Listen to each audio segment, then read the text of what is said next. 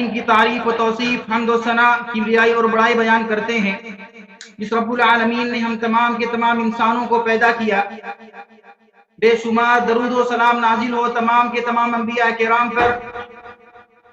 بالخصوص ہم سب کے آخری نبی امام الانبیاء جناب محمد الرسول اللہ صلی اللہ علیہ وسلم پر،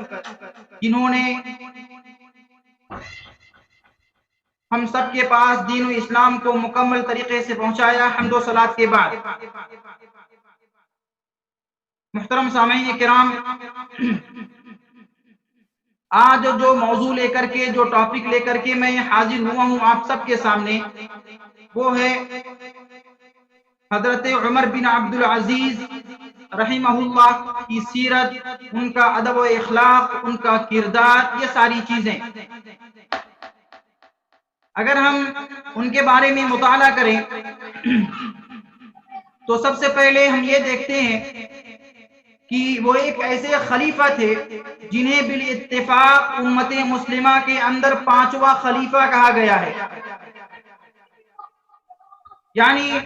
وہ چار خلیفہ جو صحابہ کرام تھے، حضرت ابو بکر صدیق رضی اللہ تعالی عنہ، ان کے بعد حضرت عمر رضی اللہ تعالی عنہ، اور ان کے بعد حضرت عثمان، پھر ان کے بعد حضرت علی۔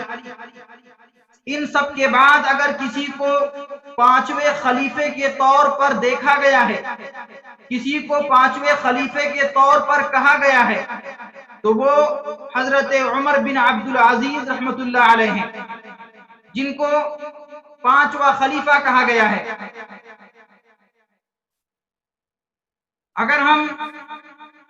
ان کا زمانہ دیکھتے ہیں، ان کے بارے میں تھوڑی سی جانکاری لیتے ہیں، تو بچپن سے ہی عمر بن عبد العزیز رحمۃ اللہ علیہ ایک دیندار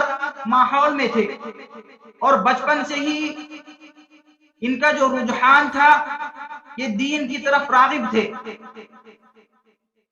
بچپن میں ہی انہوں نے قرآن کریم کو مکمل طریقے سے حفظ کر لیا تھا، اور احادیث کو سیکھنے میں ہمیشہ ان کا جوش و جذبہ، ان کی رغبت، بچپن سے ان کے اندر یہ چیز پائی جاتی تھی۔ آپ اپنا زیادہ تر وقت حدیث کے امام، ہم سب جانتے ہیں کہ اللہ کے نبی صلی اللہ علیہ وسلم سے جس صحابی نے سب سے زیادہ حدیث کو روایت کیا تھا، اس کا نام ہم سب کو معلوم ہوگا، وہ صحابی رسول حضرت ابو ہریرہ رضی اللہ تعالی عنہ ہیں، جنہوں نے اللہ کے نبی صلی اللہ علیہ وسلم سے تقریباً 5000 سے زیادہ احادیث کو روایت کیا ہے۔ وہ ایسے صحابی ہیں کہ جب وہ حدیث بیان کرتے تھے تو ان کے بارے میں عمر رضی اللہ تعالیٰ عنہ کہا کرتے تھے، اے ابو ہریرہ، تم ایسی ایسی حدیثوں کو بیان کرتے ہو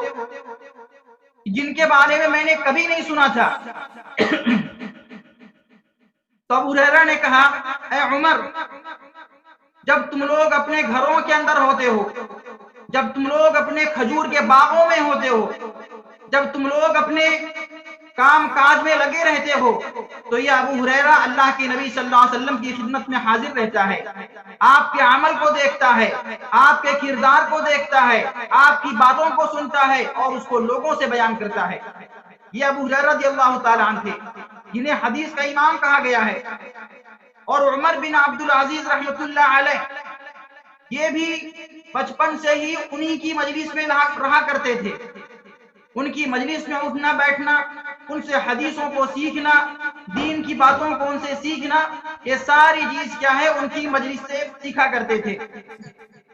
ان کے علاوہ دیگر جو بڑے بڑے صحابہ کرام ان کے زمانے میں موجود تھے، عمر بن عبد العزیز ان کی خدمت میں جایا کرتے تھے، ان سے دین سیکھا کرتے تھے، ان سے دین حاصل کیا کرتے تھے، ان سے ادب و احترام سیکھا کرتے تھے۔ اور یاد رکھیں، آپ کا شمار تابعین میں سے ہوتا ہے۔ تابعین کسے کہتے ہیں؟ وہ لوگ جنہوں نے صحابہ کرام کو دیکھا ہے، چاہے صحابہ کرام میں سے کسی ایک صحابی کو دیکھا ہو یا بہت سارے صحابی کو دیکھا ہو، جنہوں نے بھی صحابہ کرام کو دیکھا انہیں تابعین کہا جاتا ہے۔ اور جنہوں نے اللہ کے نبی صلی اللہ علیہ وسلم کو دیکھا، اور اللہ کے نبی پر ایمان لے کر کے آئے اور ایمان کی حالت میں ان کی وفات ہوئی، انہیں صحابی کہا جاتا ہے۔ اور تابعین جنہوں نے نبی کو تو نہیں دیکھا لیکن صحابہ کرام کو دیکھا تھا، وہ مسلمان تھے، وہ ایمان والے تھے اور ایمان کی حالت میں ان کا انتقال ہوا تو انہیں تابعین کہا جاتا ہے۔ ایسے ہی تبع تابعین جو ہوتے ہیں جنہوں نے اللہ کے نبی کو نہیں دیکھا، صحابہ کرام کو نہیں دیکھا لیکن تابعین کو دیکھا تھا۔ جب تابعین کو دیکھا تھا وہ مسلمان تھے اور مسلمان ہو کر کے ان کی وفات ہوئی ہے، انہیں تبع تابعین کہا جاتا ہے۔ لہذا حضرت عمر بن عبدالعزیز جنہیں پانچواں خلیفہ کہا جاتا ہے، ان کا شمار جو ہے ان کا شمار تابعین میں سے ہوتا ہے، کیونکہ انہوں نے کیا ہے صحابہ کرام کو دیکھا تھا۔ ہم ان کے بچپنے کی طرف آتے ہیں۔ اگر ان کی تاریخ پیدائش دیکھیں تو ہجرت کے 61 ایئرز کے بعد، یعنی 61 ہجری میں، ہجرت کے 61 سال کے بعد حضرت عمر بن عبدالعزیز کی پیدائش مدینہ میں ہوئی ہے۔ آپ مدینہ میں پیدا ہوئے تھے۔ آپ کے والد کا نام عبدالعزیز بن مروان تھا۔ عبدالعزیز بن مروان بن حکم ہے آپ کے والد کا نام، اور آپ کی والدہ کا نام ام عاصم بنت عاصم بن عمر بن خطاب رضی اللہ تعالی عنہ ہے۔ یعنی کہ آپ کے والدہ کا تعلق، ان کا جو خاندان تھا وہ حضرت عمر سے جا کر کے ملا کرتا تھا۔ ایسے ہی یہ ان کا بچپنا تھا۔ جب یہ جوان ہوئے تو اللہ رب العالمین نے انہیں 3 بیویوں سے نوازا تھا۔ عمر بن عبدالعزیز کے بعد 3 بیویاں تھیں اور ان 3 بیویوں سے اللہ رب العالمین نے آپ کو 18 اولاد سے نوازا تھا۔ 18 اولاد آپ کو تھی، جس میں سے 12 لڑکے تھے اور 6 لڑکیاں تھیں۔ میں آپ کو لے کے چلتا ہوں اس بات کی طرف کہ اگر آج کے زمانے کے اندر جب ایک ماں باپ کو اپنے بچوں کا شادی کا رشتہ ڈھونڈنا ہوتا ہے تو ہم میں سے اکثر ایسے ہوتے ہیں جو اس بات کو ترجیح دیتے ہیں کہ ایسے گھر کو دیکھتے ہیں جو گھر تھوڑا سا مالدار ہوتا ہے، جو گھر تھوڑا سا پیسے والا ہوتا ہے، جو امیر ہوتا ہے، انسان اس کو ترجیح دیتا ہے۔ لیکن اللہ کے نبی صلی اللہ علیہ وسلم کی جو حدیث ہے، اللہ کے نبی نے فرمایا تنکح المرأة لأربع ولمالها ولجمالها ولحسبها ولدينها فاظفر بذات الدين۔ اللہ کے نبی صلی اللہ علیہ وسلم نے فرمایا اگر تمہیں نکاح کرنا ہے تو 4 طرح کی عورتوں سے نکاح کرو۔ سب سے پہلی وہ عورت آپ نے فرمایا جو مال کے اعتبار سے بہتر ہو، جو مالدار عورت ہو اس سے تم نکاح کرو۔ ولی جمالیا، آپ نے دوسری چیز بتائی وہ عورت جو خوبصورت ہو، جو اچھی ہو، جو خوبصورت ہو، تم اس سے نکاح کرو۔ ولی حسبیہا، اس کے بعد اللہ کے نبی نے فرمایا تم ایسی عورت سے بھی نکاح کر سکتے ہو جس کا خاندان جو بڑے خاندان والی ہو، جو اونچے خاندان والی، تم اس سے بھی نکاح کر سکتے ہو۔ اور اس کے بعد آپ نے آخر میں فرمایا ولی دینہا، تم جو ہے کسی بھی دیندار عورت سے بھی نکاح کر سکتے ہو۔ اور اس کے بعد آخر میں آپ نے فرمایا فاظفر بذات الدین، اگر تمہیں دیندار عورت مل جاتی ہے تو تم مال والی کو چھوڑ دو، تم خوبصورتی کو چھوڑ دو، تم حسب و نسب اور خاندان کو چھوڑ دو، تم دین والی عورت تم کیا اختیار کر لو۔ میرے محترم، اس کا فائدہ کیا ہوگا؟ جب دیندار عورت کو جب اختیار کیا جائے گا تو انسان کی نسل کا فائدہ ہوتا ہے۔ وہ میں آپ کو ایک واقعہ سنانا چاہتا ہوں جو کہ مشہور واقعہ ہے، اور وہ جو واقعہ ہے اس کا تعلق حضرت عمر بن عبدالعزیز سے ہے۔ وہ اس طریقے سے کہ حضرت عمر بن خطاب رضی اللہ تعالیٰ عنہ کا ایک واقعہ بہت مشہور ہے، بہت فیمس واقعہ ہے۔ واقعہ کیا ہے؟ عمر بن خطاب رضی اللہ تعالیٰ عنہ جب ان کو خلیفہ بنایا گیا تو اپنے خلافت کے زمانے میں عمر رضی اللہ تعالی عنہ ہمیشہ ان کی یہ عادت تھی، یہ مشہور واقعہ ہے کہ وہ روزانہ مدینہ کی گلیوں میں نکلا کرتے تھے رات کو، کبھی اپنے غلام کے ساتھ میں، کبھی تنہا مدینہ کے گلیوں میں نکلا کرتے تھے، پوری رات گشت کیا کرتے تھے، دیکھا کرتے تھے کہ مدینہ کے اندر رات میں کہیں پر کوئی نیا واقعہ تو نہیں ہوا، رات میں کہیں پر کوئی نیا حادثہ تو نہیں ہوا، اس کو دیکھا کرتے تھے۔ ایک دن کی بات ہے کہ عمر رضی اللہ تعالی عنہ مدینہ کی گلیوں میں اپنے غلام اسلم کے ساتھ میں وہ گشت کر رہے تھے، اپنے غلام اسلم کے ساتھ میں وہ راستے سے جا رہے تھے کہ ایک گھر سے آواز آتی ہے. کیا آواز آتی ہے؟ کہ ایک عورت ایک دوسری عورت سے کہہ رہی ہے کہ دودھ کے اندر پانی ملا دو. یعنی ایک ماں اپنی بیٹی سے کہتی ہے کہ دودھ کے اندر پانی ملا دو. عمر بن خطاب رضی اللہ تعالی عنہ جب ان کے کانوں میں یہ آواز پڑی تو جا کر کے دروازے کے پاس کھڑے ہو جاتے ہیں اور وہاں پر کان لگاتے ہیں کہ اندر کیا بات ہو رہی ہے. ماں بیٹی کے اندر جو دو عورتوں کی آواز اندر سے آ رہی ہے, کیا بات ہو رہی ہے, ذرا اس کو سنتے ہیں. جب انہوں نے کان لگایا اور کان لگا کر کے اندر کی پوری باتوں کو وہ سن رہے تھے تو انہوں نے سنا کہ ایک عورت کہتی ہے کہ بیٹی دودھ کے اندر پانی ملا دو. لیکن بیٹی جواب دیتی ہے کہ ماں, خلیفۃ المسلمین عمر بن خطاب کا حکم آیا ہوا ہے کہ دودھ کے اندر پانی ملانا بالکل منع ہے, دودھ کے اندر ہرگز پانی نہ ملایا جائے گا. تو ماں نے کہا بیٹی یہاں پر عمر بن خطاب کہاں ہیں؟ تم کو عمر یہاں پر نہیں دیکھ رہے ہیں, تم اس کے اندر پانی ملا دو. بیٹی نے جواب دیا اے میری ماں, میں اللہ کی قسم میں اللہ سے ڈرتی ہوں کہ میں لوگوں کے سامنے عمر کی اطاعت کروں, میں لوگوں کے سامنے عمر کی بات کو مانوں اور تنہائی میں آ کر کے اپنے خلیفہ کی نافرمانی کروں, تنہائی میں آ کر کے اپنے خلیفہ کی بات کا انکار کروں, اپنے خلیفہ کی بات کو نہ مانوں. میں اس چیز سے ڈرتی ہوں, میں ایسا ہرگز نہیں کروں گی. یعنی بیٹی نے کیا ہے, دودھ کے اندر پانی ملانے سے انکار کر دیا. اس کے بعد عمر رضی اللہ تعالیٰ عنہ اپنے خادم اسلم کو لے کر کے وہاں سے آگے بڑھتے ہیں, چلے جاتے ہیں, اپنے گھر پہنچتے ہیں. جب صبح ہوتی ہے اپنے غلام اسلم سے کہتے ہیں کہ غلام جا کر کے اس گھر کو دیکھ کر کے آؤ کہ اس گھر کے اندر کون کون ہے, وہ کون سی ماں بیٹی ہیں, وہ کون سی عورتیں ہیں جو آپ رات میں اس طریقے سے بات کر رہی تھی. جا کر کے ان کے بارے میں ان کا بیک گراؤنڈ ذرا پتا کر کے تو آؤ. اسلم جاتے ہیں,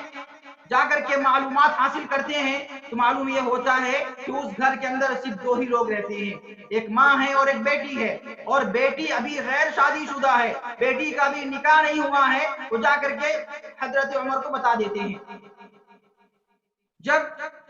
حضرت عمر کو بتاتے ہیں تو عمر رضی اللہ تعالی عنہ نے اپنے بچوں کو بلایا, اپنے بیٹوں کو بلایا اور بلا کر کے کہا کیا میرے بیٹوں, میں نے ایک عورت کو دیکھا ہے, ایک لڑکی کو دیکھا ہے جو غیر شادی شدہ ہے. میں نے اس کی شکل نہیں دیکھی, میں نے اس کی صورت نہیں دیکھی ہے, لیکن میں اس بات کی گواہی دیتا ہوں کہ وہ اللہ رب العالمین سے بہت زیادہ ڈرنے والی عورت ہے. وہ لڑکی اللہ رب العالمین سے تنہائی میں بھی اتنا ڈرتی ہے جتنا وہ لوگوں کے سامنے اللہ رب العالمین سے ڈرتی ہے. لہذا میں یہ چاہتا ہوں کہ تم میں سے کوئی ایک بھی اس لڑکی سے نکاح کر لے. تو عمر بن خطاب کے بیٹے جن کا نام حضرت عاصم رضی اللہ تعالی عنہ تھا, انہوں نے کہا کہ ابا جان میں اس لڑکی سے نکاح کرنے کے لیے تیار ہوں. عمر بن خطاب رضی اللہ تعالی عنہ نے اس گھر میں اس لڑکی کے پاس کیا ہے اپنے بیٹے کے نکاح کا پیغام بھجوایا اور اس کے بعد جو ہے ان کا نکاح کر دیا گیا. آگے چل کر کے اللہ رب العالمین نے کیا ہے حضرت عاصم کو ایک بیٹی سے نوازا, حضرت عاصم کو ایک بیٹی سے نوازا. جب یہ بیٹی بڑی ہوتی ہے, جو بیٹی سے نوازا یعنی کہ یہ بیٹی جو ہے عمر رضی اللہ تعالیٰ عنہ کی نوازی ہوئی. جب یہ بیٹی بڑی ہوتی ہے تو آگے چل کر کے جب اس بیٹی کا نکاح ہوتا ہے تو اس بیٹی سے کیا ہے عمر بن عبد العزیز رحمۃ اللہ علیہ پیدا ہوتے ہیں. یعنی عمر رضی اللہ تعالیٰ عنہ کے بیٹے عاصم کا نکاح اس لڑکی سے ہوا جو جس نے دودھ کے اندر پانی ملانے کا جو واقعہ ہو رہا تھا, جو لڑکی وہاں پر تھی اس سے نکاح کر دیا گیا. تو ان کا نکاح عاصم سے ہوا. تو عاصم کی ایک بیٹی ہوئی اور اس کے بعد جب اس چھوٹی سی بچی کی جب شادی جوان ہونے کے بعد کیا گیا تو اس بچی سے جو بچہ پیدا ہوا اس کا نام کیا تھا, حضرت عمر بن عبد العزیز رحمۃ اللہ علیہ. میں یہاں پر بتانا یہ چاہتا ہوں کہ عمر رضی اللہ تعالیٰ عنہ نے اس غریب لڑکی سے شادی کیوں کیا تھا جس کا باپ بھی نہیں تھا, خالی ماں اور بیٹی دو لوگ گھر میں تھے, اس سے شادی کیوں کیا تھا؟ صرف اس کی دینداری کو دیکھ کر کے, اس کے تقوی کو دیکھ کر کے, اللہ رب العالمین سے اس کا ڈر دیکھ کر کے انہوں نے شادی کیا تھا. نتیجہ کیا ہوا آگے چل کر کے؟ ان کی جو نسل آگے بڑھی ہے، اللہ رب العالمین نے ان کی نسل کے اندر ایسا خلیفہ پیدا کیا جو اس قدر ایماندار، جو اس قدر دیندار خلیفہ تھا، جنہیں متفقہ طور پر پورے اسلام کے اندر، پورے مسلمانوں کے اندر اگر آپ کسی سے پوچھیں کہ اسلام کا 5واں خلیفہ کون ہے، تو تمام کے تمام ایک زبان ہو کر کہتے ہیں عمر بن عبدالعزیز اسلام کے 5ویں خلیفہ ہیں۔ تو یہ کس چیز کی بنیاد پر ہوا؟ ہم جب شادی کرنے کے وقت اپنے اولاد کی جب شادی کرنے کا جب ہم رشتہ ڈھونڈیں تو ایک نیک صالحہ عورت کو تلاش کریں، دینداری کو اختیار کریں، کیونکہ شریعت نے کہا تمہارے پاس اختیار ہے، تمہارے پاس آپشن ہے، تم خوبصورتی کو بھی اختیار کر سکتے ہو، تم مالدار عورت کو بھی اختیار کر سکتے ہو، تم اونچے خاندان والی عورت کو تم اختیار کر سکتے ہو، لیکن جب تمہیں دیندار عورت مل جائے تو پھر تم کیا ہے، مال تم سب کو چھوڑ دو، خالی دینداری کو اختیار کر لو۔ محترم، اس کے بعد عمر رضی اللہ تعالی عنہ یعنی کہ عمر بن عبدالعزیز رحمۃ اللہ علیہ، جب ان کو خلیفہ بنایا گیا، انہوں نے خلیفہ بننے کے بعد، خلافت سنبھالنے کے بعد، انہوں نے سب سے پہلے مدینہ کے جو بڑے بڑے علماء تھے، جو بڑے بڑے عالم تھے، انہوں نے ان کی کمیٹی بنائی، 10 بڑے بڑے عالموں کو، جو بڑے بڑے فقیہ تھے، جو بڑے بڑے محدث تھے، جو بہت ہی زیادہ دین کے علم کے جانکار تھے، دین کے جانکار تھے، عمر بن عبدالعزیز نے سب سے پہلے ان کو کیا ہے، ایک مجلس شورا قائم کیا، ایک شورا کمیٹی بنائی کہ جب بھی کوئی بات ہوتی، جب بھی کوئی مسئلہ ہوتا، عمر بن عبدالعزیز پہلے ان سے مشورہ کیا کرتے تھے، اور ان میں کا ہر عالم شخص، ہر محدث جو ہے اپنی رائے دیتا، وہ جو رائے دیا کرتا تھا ان کی رائے جو ہے، ان کی رائے دین کے اعتبار سے ہوا کرتی تھی، تو لہذا وہ جو ہے ایک مجلس شورا انہوں نے قائم کیا۔ اس کے بعد جب بھی کوئی معاملہ ہوتا پہلے مجلس میں پیش کرتے، وہاں سے جو پاس ہوتا تھا، جو پاس ہوتا تھا شریعت کے اعتبار سے، اس کو لوگوں میں نافذ کیا کرتے تھے۔ جب عمر بن عبدالعزیز رحمۃ اللہ علیہ جب انہوں نے خلافت کو سنبھالا تو سب سے پہلے انہوں نے اپنے گھر کے بارے میں دیکھا، ان کو اس بات کی فکر ہوئی کہ میرے پاس جو مال و دولت ہے، کہیں اس میں کسی غیر کا تو نہیں ہے، کہیں میرے مال و دولت میں کسی کا حق تو نہیں ہے۔ انہوں نے سب سے پہلے کیا ہے، انہوں نے سب سے پہلے اپنے گھر کے اندر غور و خوض کیا، تو انہوں نے اپنے سارے کے سارے مال کو، ان کے پاس جو بھی کچھ مال تھا، ان کے پاس بہترین کپڑے تھے، ان کے پاس اچھے اچھے گھوڑے تھے، ان کے پاس بہت ساری چیز تھی، ان کے پاس بہترین خوشبو تھی، بہترین عطر تھی، انہوں نے سب کو بیچ ڈالا اور سب کو بیچ کر کے کیا ہے، اس کے پیسے کو بیت المال میں جمع کر دیا، یعنی اپنا ذاتی خود جو ان کے پاس تھا، جو اپنا ان کا سامان تھا، وہ سب کچھ بیچ کر کے کیا انہوں نے اس کو بیچ کر کے جو پیسہ ملا اس کو انہوں نے کیا بیت المال کے اندر انہوں نے جمع کر دیا۔ جب انہوں نے بیت المال میں اس کو جمع کر دیا تو اس کے بعد اپنی بیوی کی طرف آئے، ان کی بیوی جن کا نام فاطمہ بنت مروان، وہ بھی ایک خلیفہ کی بیٹی تھی، ان کے پاس آئے، ان سے کہا، وہ خلیفہ کی بیٹی تھی، ان کے پاس ہیرے تھے، جواہرات تھے، اچھے اچھے کپڑے تھے، بہت ساری چیزیں ان کے پاس تھی، ان کے پاس آئے اور ان سے کہا کہ میری بیوی، میں تم سے یہ کہنا چاہتا ہوں کہ تمہارے پاس جو بھی ہیرے جواہرات ہیں، یا تو تم مجھے اختیار کر لو، یا تو تم اپنے ہیرے جواہرات کو اختیار کر لو۔ اللہ رب العالمین نے میرے اوپر جو ذمہ داری ڈال دی ہے، مجھے جو خلیفہ بنا دیا ہے، جو میرے اوپر ذمہ داری ڈال دی ہے، میں اس چیز کو ہرگز نہیں برداشت کر سکتا ہوں کہ ایک ہی گھر کے اندر یہ ہیرے جواہرات بھی ہوں اور اس کے ساتھ ساتھ میں بھی اسی گھر کے اندر رہوں، لہذا میری یہ خواہش ہے تم اپنے تمام کے تمام مال کو بیت المال کے اندر جمع کر دو، تمہارے پاس جو بھی ہیرے ہیں، جو بھی جواہرات ہیں، جو بھی سونا چاندی ہے، ان ساری چیزوں کو تم بیت المال کے اندر جمع کر دو۔ لہذا ان کی بیوی فاطمہ بنت حکم، وہ ایک متقی تھی، ایک نیک اور صالحہ تھی، انہوں نے اپنے شوہر کی بات کو مانا اور شوہر کی بات کو مان کر کے انہوں نے کیا ہے، اپنے سارے مال کو انہوں نے بیت المال کے اندر جمع کر دیا۔ وہ نیک صالحہ تھی. انہوں نے ایک ہی بار میں انہوں نے کیا ہے اپنے سارے کے سارے مال کو انہوں نے بیت المال کے اندر جمع کرا دیا. اس طریقے سے عمر بن عبد العزیز نے اپنے مال کو بیت المال میں جمع کر دیا, بیچ کر کے پیسہ اس میں دے دیا, اپنی بیوی کے مال کو دے دیا. اور اس کے بعد جب وہ خلیفہ بنے تو اب اس کے بعد وہ اپنے رشتہ داروں کی طرف گئے. ان کے رشتہ دار کون تھے؟ ان کے رشتہ دار وہ لوگ تھے جنہیں ہم ایک آسان لفظ میں کہہ لیں جو رویل فیملی جنہیں کہا جاتا ہے, جو بادشاہوں کی فیملی, جو خلیفہ کی فیملی تھی, ان کے فیملی سے ان سب کا تعلق تھا, جو بنو امیہ سے جن کا تعلق تھا. عمر بن عبد العزیز کے خلیفہ بننے سے پہلے جو دوسرے خلیفہ آ کر کے گزر گئے تھے ان سے ان کا تعلق تھا. جب عمر بن عبد العزیز نے دیکھا میرے جو رشتہ دار ہیں اس میں ان کے بہت سارے کزنز تھے, ان کے پھوپھی کے بچے تھے, ان کے خالہ کے لڑکے تھے, بہت سارے ان کے اپنے قریبی رشتہ دار تھے. انہوں نے ان کے پاس گئے اور جا کر کے دیکھا کہ ان کے پاس بے شمار مال و دولت ہے. اور وہ ساری کی ساری مال و دولت کہاں سے آئی تھی؟ وہ سب کی سب مال و دولت کیا ہے بیت المال سے انہوں نے جمع کیا تھا.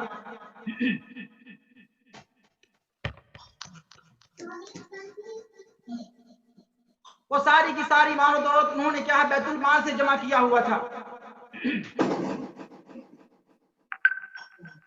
جب انہوں نے اپنے بھائیوں سے کہا کہ جو کچھ تمہارے پاس مال ہے, جو کچھ تمہارے پاس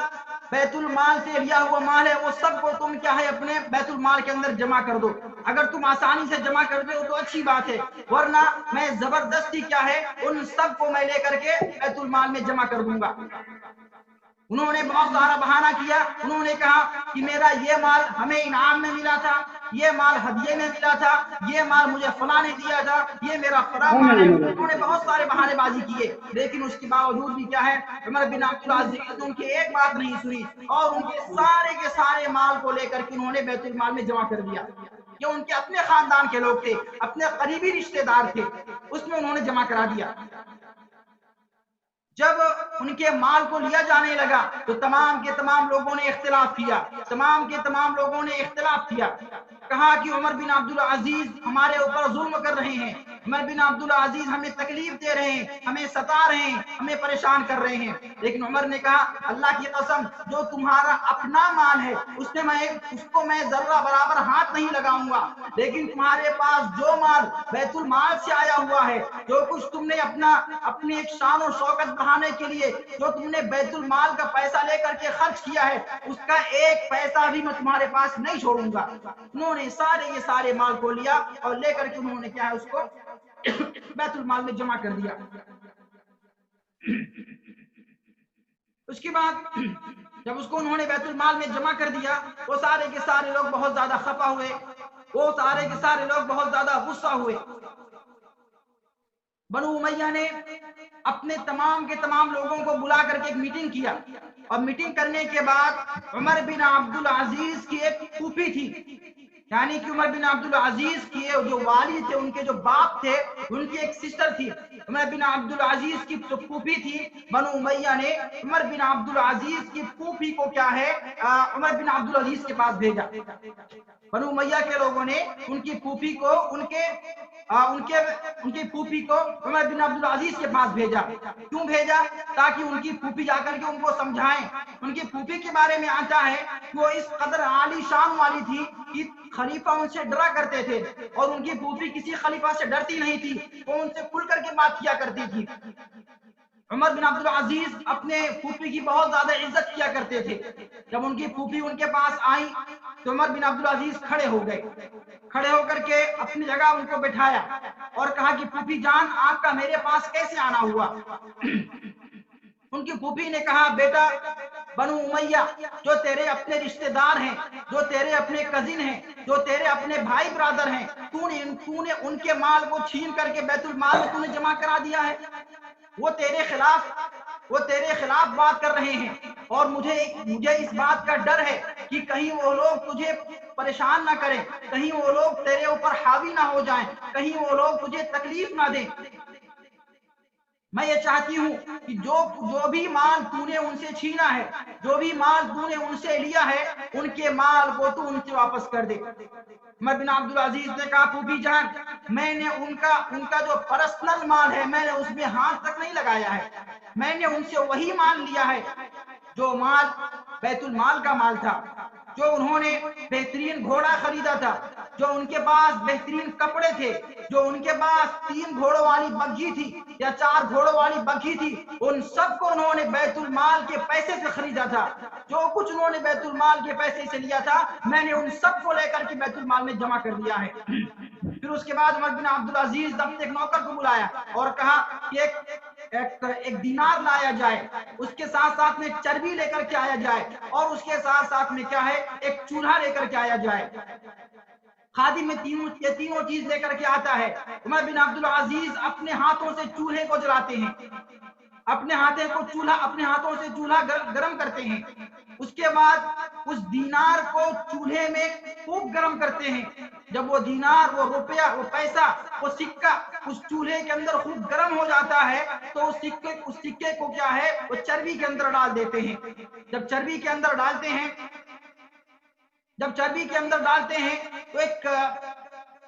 بہت بری طریقے سے وہاں پر اسمیل آتا ہے، کیونکہ چربی جو ہوتی ہے اس کی اسمیل خراب ہوتی ہے۔ جب اس کو گرم ملا اور بہت زیادہ گرم ملا تو بہت بری طریقے سے اسمیل آیا۔ عمر بن عبدالعزیز نے کہا اے میری پھوپھی جان، کیا آپ چاہتی ہیں کہ کل قیامت کے دن آپ کے بھتیجے کا اللہ رب العالمین کیا یہی حال کیا جائے، مجھے بھی جہنم کی آگ میں جلایا جائے؟ کیا آپ یہ چاہتی ہیں؟ میں نے جو بھی کچھ کام کیا ہے، میں یہاں پر ایک اعلان کرنا مناسب سمجھتا ہوں، شاید یہاں پر 40 منٹ ہونے والا ہے، شاید یہاں پر ویڈیو اگر کٹ ہو جائے تو دوبارہ اسی لنک پر آپ جوائن ہو جائیے گا، اگر کٹ نہ ہو تو کوئی بات نہیں ہے، آپ کنٹینیو کیجیے گا۔